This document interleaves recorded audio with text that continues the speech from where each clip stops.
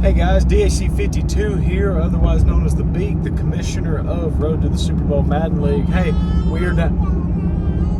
Oh, Miss Charlotte's talking to us. We've got our 4 remaining teams left, so I'm going to drop this video real quick and I'm going to go ahead and give my predictions on the final 4 teams, who's going to win those and who's going to ultimately win our Super Bowl.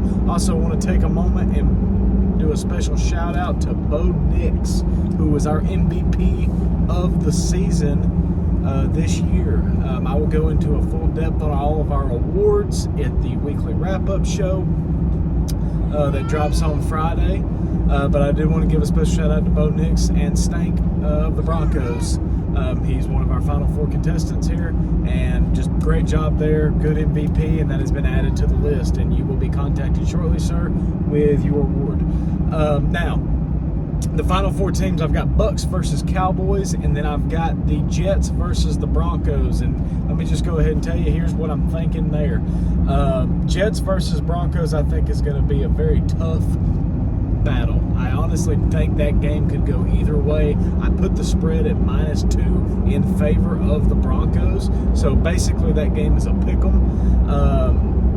For everybody who's doing the game of the week voting out there. And if you're going to ask me, it's going to come down to whoever can get that timely stop in the 4th quarter. I believe these 2 teams are going to be boat raced as far as they're going to score every time they get the ball. So the one that comes up with a timely stop towards the end of the game is going to be your winner of that. So hard to say, but in my gut, everything is telling me to pick the New York Jets to win that game and represent the AFC in the Super Bowl.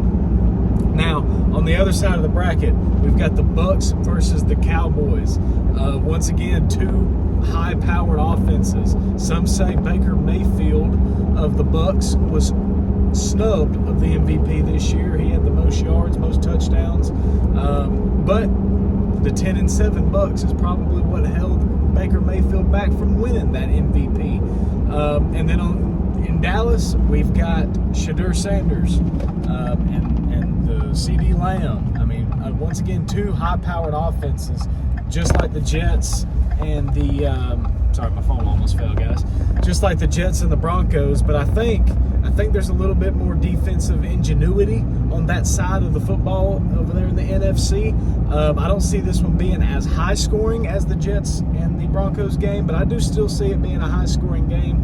I'm going to edge out here, and I'm going to say that the Tampa Bay Buccaneers are going to get the win in Dallas.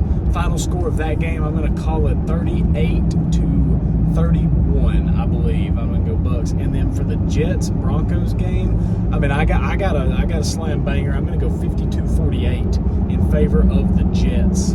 I think that's going to be a very high-scoring ball game there. But and then for our Super Bowl, I've got Jets versus the Bucks, and I've said it from the first video I've made on the weekly wrap-up. When I started the weekly wrap-up, I've got the Tampa Bay Buccaneers taking home the Super Bowl, and that was my pick. Everything else may have been wrong, but the Tampa pick is still holding true, and I've got Tampa winning that game, and I simply got Tampa winning that game because A, he's a high-powered offense, but B, he can play good defense when he wants to, and I think he's going to lock in, especially for these last 2 games. I've got the Bucks winning that game. Let's call it 28-14 Super Bowl. Tampa Bay, Season 1 of Madden 26, Road to the Super Bowl champion.